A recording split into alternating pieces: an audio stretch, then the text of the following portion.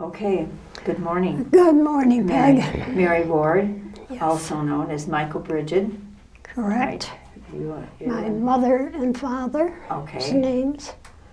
So You were lucky to get your mother and father's names. I was.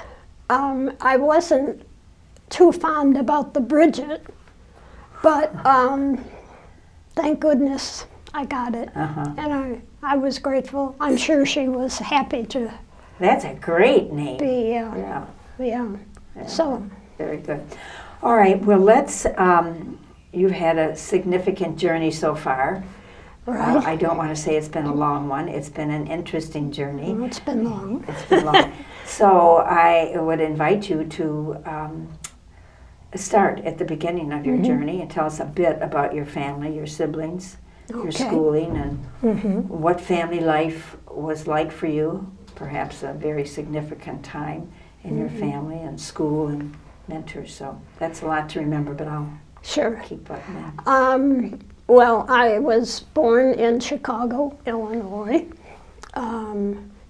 to Michael and Bridget, and they already had 3 children before me. And later on in my life, I found out that my mother had lost a girl.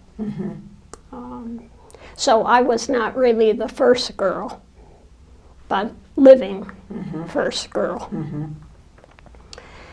There were 9 of us, 9 siblings. I had the 3 older boys, Mike, Jim, and John. Then me. What was it like with 3 brothers? Well, I liked it. Good, you know, good, I think yeah. I was more that way than.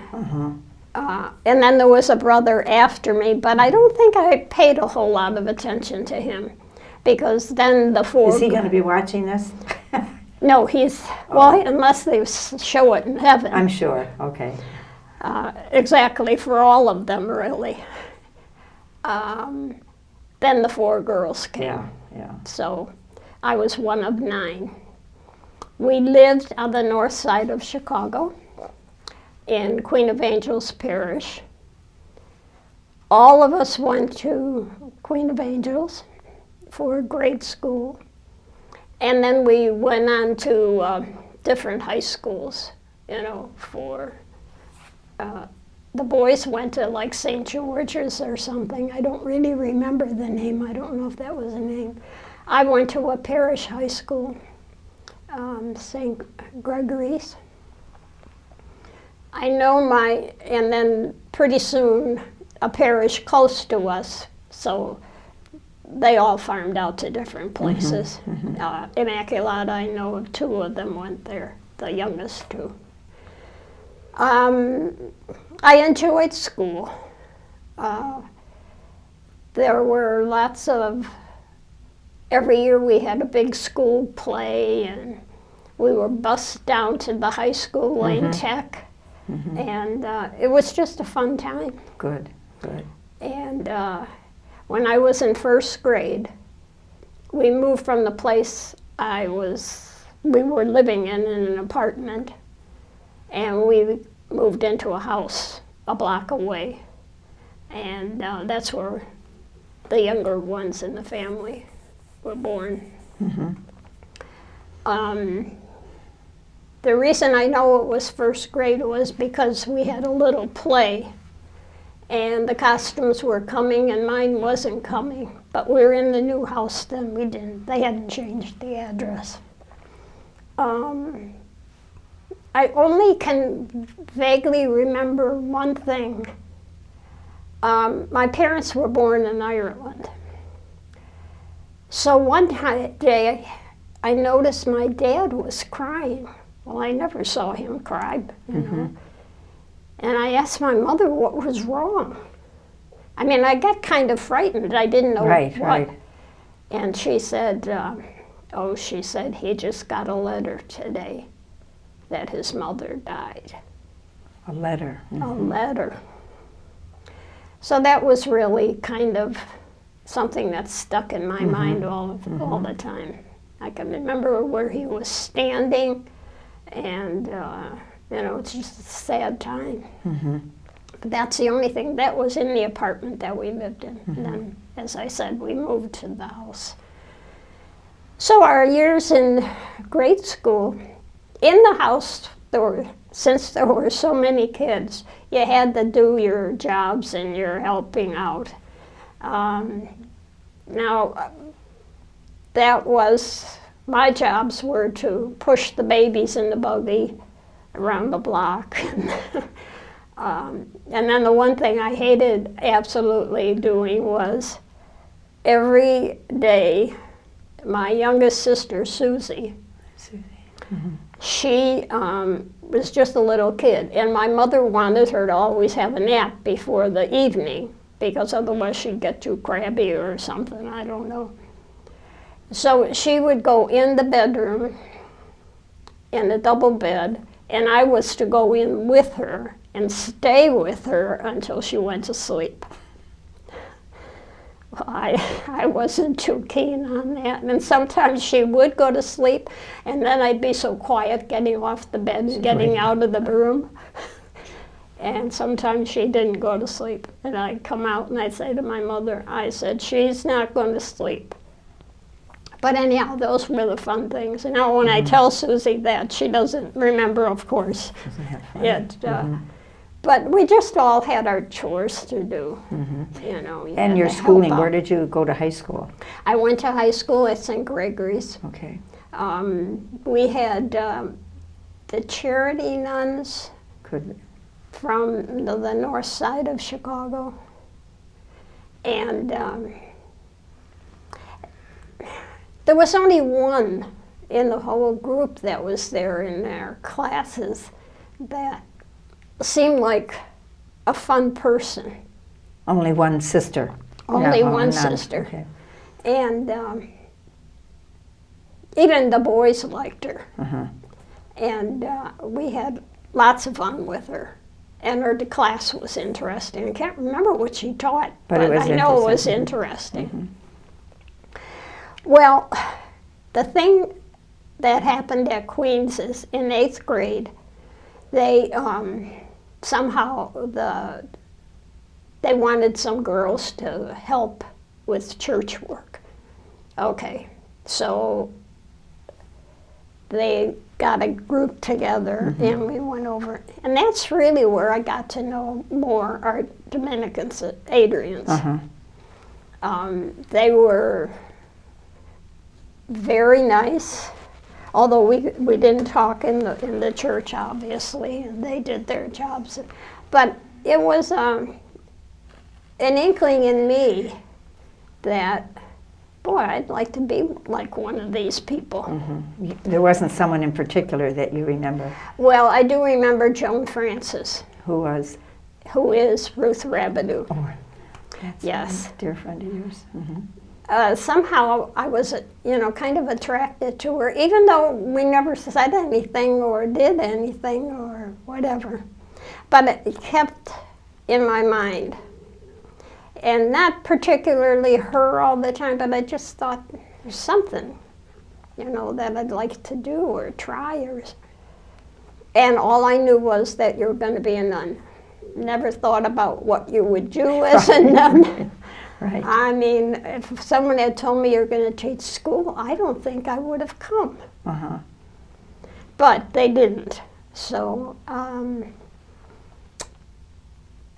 I worked for 4 years before I came, though. We had a situation in our family where my dad was laid off, and it had to be. And, we were all expected sort of to help out. So, I worked, and I also wanted to take a trip to Ireland because I had lived with that, people telling stories in our house and what they did and where they lived and, the trucking about. And that impressed me. I thought someday I want to see that. So I went to Ireland. You saved your money, some for the family and some for the your trip. family and That's some good. for, yes. And I had enough. And my brothers had married Irish girls. So one of my sister-in-laws was going home, so I traveled with her, stayed with her, met my aunts and my uncle that were in Ireland. Where in Ireland? In County Donegal. Okay. And On the west side, yeah. Yeah, on the west side, right off the ocean. I mean, gorgeous scenery, absolutely fantastic scenery. So that was a good experience for me, and I was glad I did it.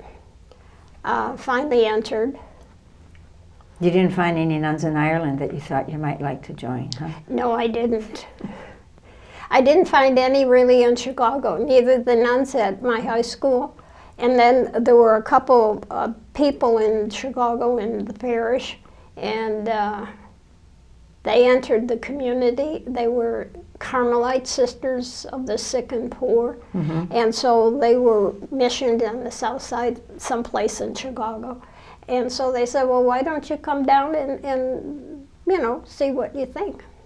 Well, I knew when I walked down there, that's not me.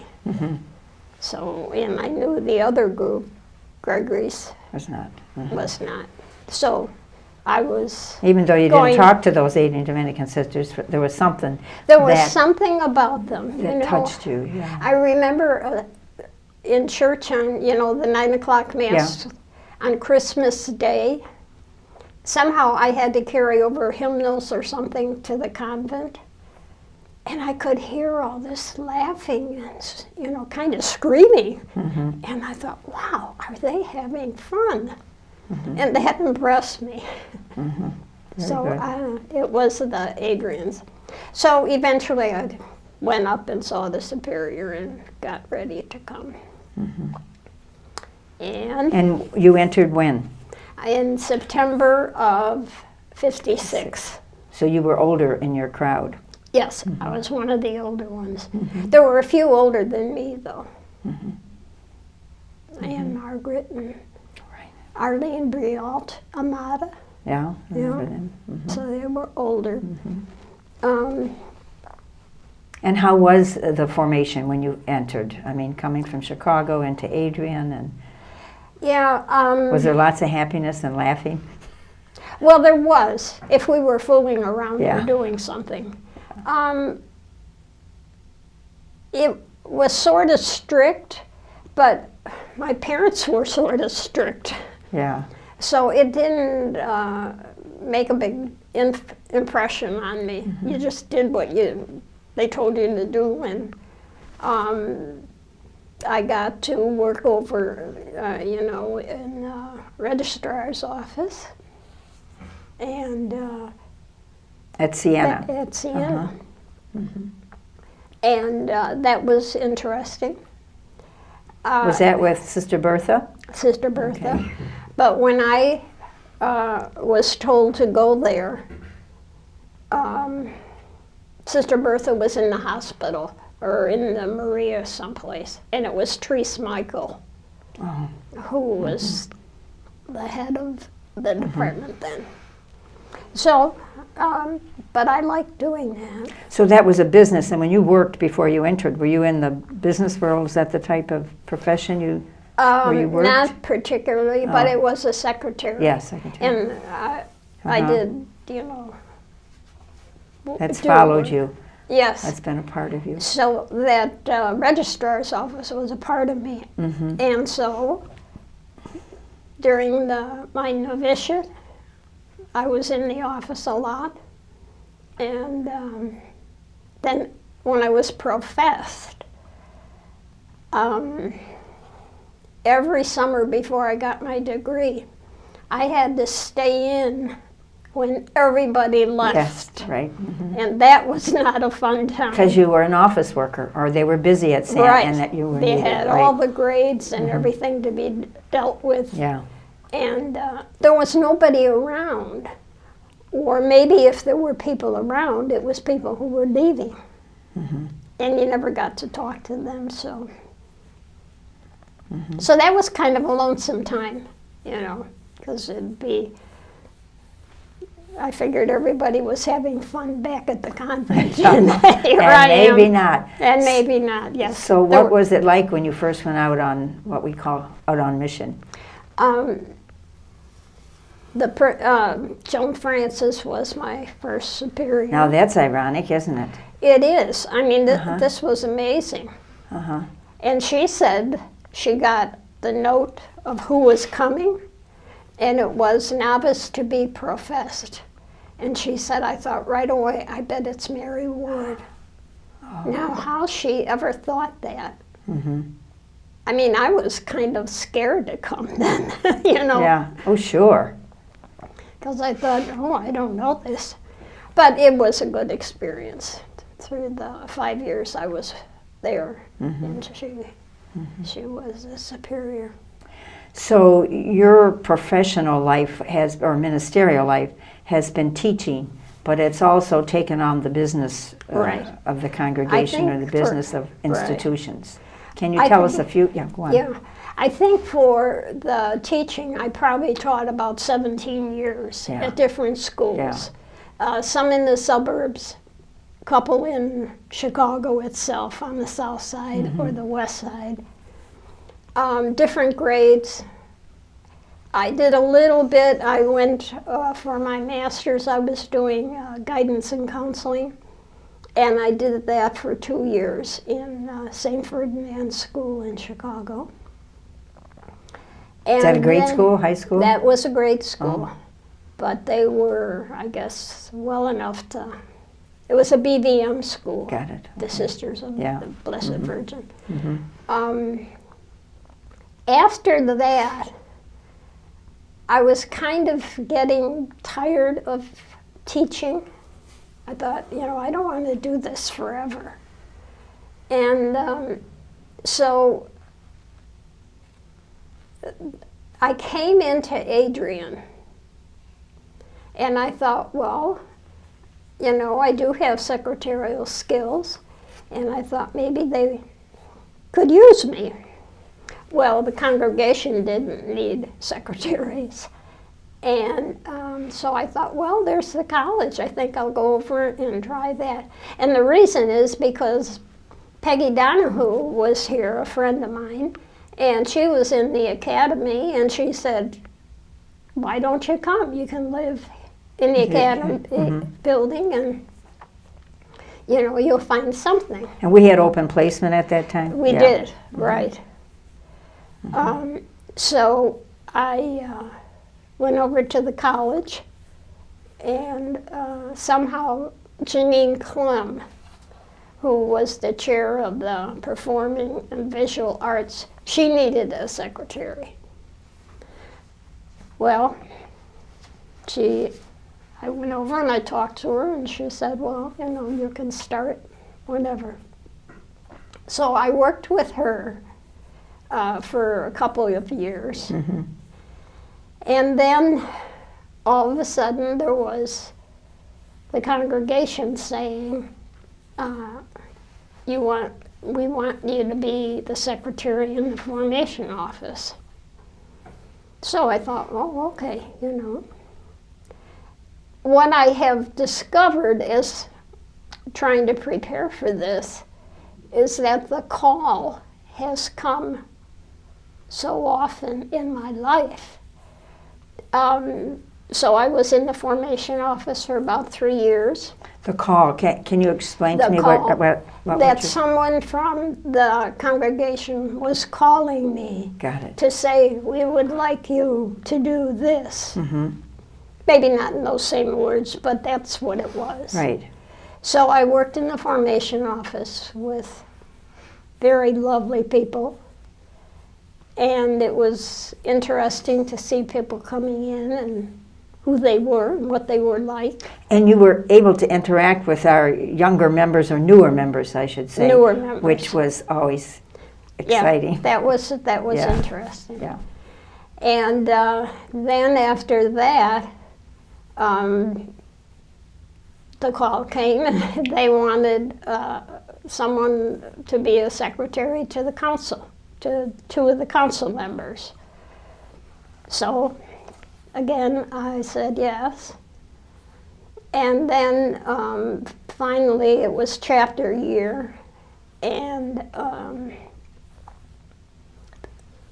Helen Sohn met me, and she was elected to the council. She was the secretary of the congregation, and said, you know, we have talked and would like you to think about it. So of course, yes. Did you ever say no to these calls? No, I really didn't. Anywhere along the line, okay. You know, they all just felt right. And, you know, if the congregation is calling me to do this, you know, I want to do it.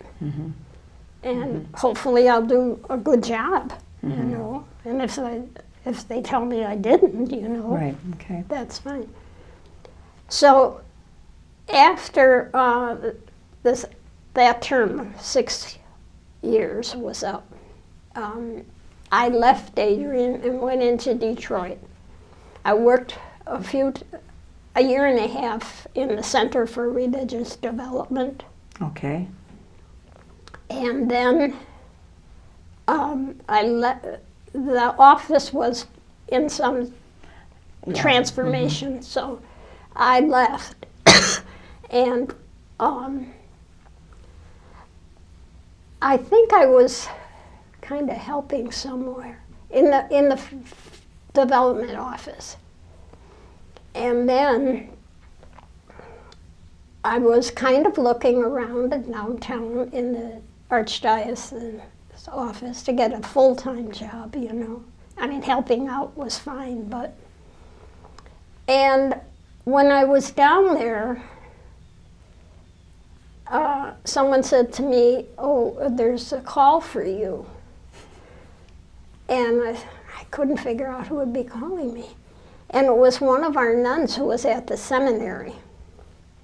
What seminary is this? Sacred Heart Major Seminary in Detroit. In Detroit, got it, okay. And they said, you know, we have a position opening, and it's for a registrar. And we would like you to consider applying for it. So I thought, oh my gosh, registrar, you know. The bad thought about the registrar is being left in Adrian by yourself. That came up first. Interesting. And I thought, oh my God. So then I went home and I talked to the people I lived with, you know, discernment. And they kept saying, Mary, you could do that with no problem at all. What was the hesitation about accepting that position? The hesitation was I didn't know, I knew enough about registrars' offices. But I still had, in the back of my mind, I still had that feeling of loneliness. And I said, I think I've gone real full circle, and I think maybe this is the end of my life, you know. But no, they kept encouraging me and saying. So I had to go for an interview. And I did go for the interview. And how long were you there? 8 years. 8 years, okay. They said they would, they had some other people to interview.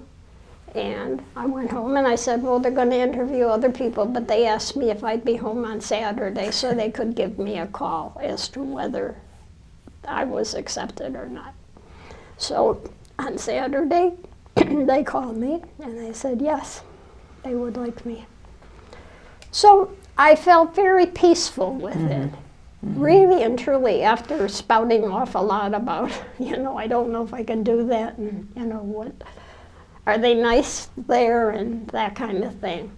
So they were. So that was a good experience. It was a for very you. good experience. And so then, after 8 years, you decided to leave, or they certainly didn't get rid of the seminary? No, I decided to leave. Yeah. And I thought I have enough, you know, and they were primitive in some ways of collecting material, and they were getting someone in who was very much into the computers and Okay. And so it was time for me to leave. And then I just, you know, volunteered here, there, and everywhere, helped. And then, come on. I was at the development office, and I thought, oh, well, this is a bit much. I don't like sitting and just putting in information. So I happened to walk down to your office. You were at Dominican High School, or Dominican Convent. Yeah. Yeah. And you said something to me like, well, why don't you come down here? And so I did. I said, oh, I'd like that. No you know? hesitation, that's no right. hesitation. Yeah. I said, I'd really like that. And Teresa was there, and so we partnered up, you know, part-time and part-time. Yeah. So that was helpful. That was great. It was an overwhelming position at that time. At that time, yeah, right. at that time of what we were about. So you were great in that position. So well, you stayed there for how long? Until 6 years, because your term was 6, and that's good. So that probably was your best ministry. Oh, of course. I mean, how could I not say that was a good ministry? You know, I mean, there was a lot of different things going on, but you know, you were involved in the chapter, and you were excellent. Your skills, your secretarial skills, your whole ability at confidentiality. I mean, all those dynamics that are so important, and all the positions that you've been in were very, very important. So that was your last. That was, and then I decided to come in here. How is it for you to come in here? I mean, you've been in here about a year and a half now? 3 year and 3 months. A year and 3 months. Yes. So I always say it makes no difference if you're coming from California or Florida or across the campus. It's always a big transition. So how was that transition for you? It wasn't bad. Okay. I mean, I knew the place. I said, you know, I want to go before, you know, they carry me in, and I want to go in walking. And thank God, you know, my health's been good. And, you know, I think it was just a real amazing thing, because everybody was so willing to help you and get you settled and do all these things. Even getting out of Detroit with the sisters, Dolores and Margaret, who helped us move. That was just... Yeah, their ministry is unbelievable. Oh, yes. The movers. You know, they really have it down pat, you know. And so... That's right. They could give in service on how to go about it. Very good idea. I should get them in here to tell their story. So what do you do for fun? Well, I don't know if you have a lot of time for fun. I know that's terrible to say. You know, there's so many things listed where you should go or not should. You're invited to consider. Invited to consider coming for it. And you know many people here on campus. Right. You have Ruth. She's dearly loves you. Yeah. And I go and see her, but sometimes that's kind of hard, you know, to see do her that. Yeah. What in your lifetime, what has been your greatest learning, either about yourself or something that someone has said to you that just had a profound impact on you? Well, you know, the other, this is off the top of my head, but a few weeks ago, Maureen Masuga, do you remember her? Yes, I do. She was my prayer partner. Oh, was she? Yes. Well, you know, I mean, I knew her from when I was here before. And she said, she got me one day and she said, Mary, she said, every time I see you, I think of you and Peg and how friendly and what joy you brought to this campus. Peg Donahue. Peg Donahue. Yeah. And I mean, that really touched me. That was years ago. Oh, I know. Yeah. Peg was years ago. Yeah. But that she would remember that, you know, was just very touching. Very touching for me. Yeah. Is there anything, we're going to have to close up, is there Right. anything that you wish I would have asked you? Oh, I And I don't think didn't? so. I can't think of anything. Okay. But Okay. And I had the privilege of meeting a couple of your sisters too, and I remember the trauma of Terry, your sister Terry. And, yeah, oh yes, and, you came to Chicago for yeah, that. Yeah, that was I so yeah. appreciated that. That was. I think a Peggy. really hard time with that was she had decided she wanted to be buried in Ireland. Oh, that's right. Uh-huh. And so my brother Mike was the only boy living. And Peggy was the other girl living, the other two. So we had to go to Ireland and bury her. Mm-hmm. And that was the hardest thing, To leave her there. to leave her there. Mm-hmm. So, Because your folks are here, are buried here? yes, my mom Isn't and that dad are interesting? buried here. My first year out, my dad died. Mm-hmm. That I was remember sad. that, yeah. Yeah, the very first year. But Terry's was the hardest. Yeah.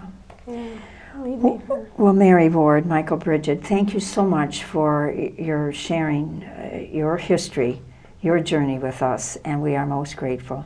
And in the name of the congregation, I also thank you for your many years of service to the congregation. And I think you leave me with the idea that, you know, different places you were called. I think sometimes, did I make that definitely. decision, or was I called to that? I think that was part of my experience too. So that's an interesting.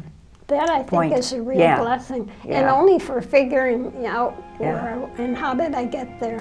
Yeah, as we Finally, it reflect dawned back. on me. And you thought of all that in preparation for telling your story, Right. which So is a that good was reason good. to tell your story. Okay, thanks, Mary. Well, Ward. I thank you.